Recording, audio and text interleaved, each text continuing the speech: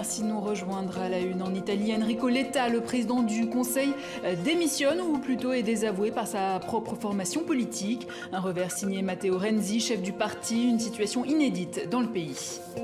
Enrico Letta, le président du Conseil, démissionne ou plutôt est désavoué par sa propre formation politique. Un revers signé Matteo Renzi, chef du parti, une situation inédite dans le pays.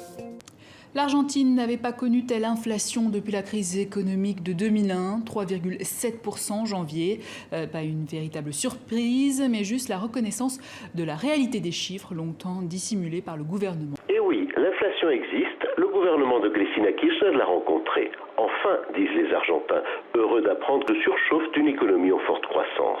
Mais plutôt que de reconnaître le problème et de freiner les dépenses, le gouvernement a fait jouer la planche à billets pour maintenir une consommation effrénée et gagner les élections.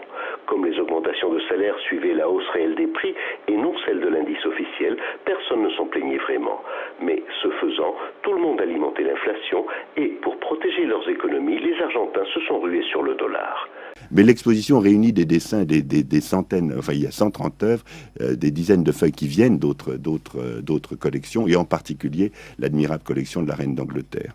En fait, l'archéologie a plutôt montré parfois que la violence n'est pas là où on l'attendait, c'est-à-dire... La 6e journée des JO de Sochi, joli doublé pour Martin Fourcade qui décroche une 2e médaille d'or. Le skieur français remporte cette fois le 20 km. Lundi, il avait déjà remporté le titre olympique de la poursuite. Et c'est ainsi que s'achève cette édition. Merci à vous de nous avoir suivis. L'info continue sur notre site internet tv5monde.com.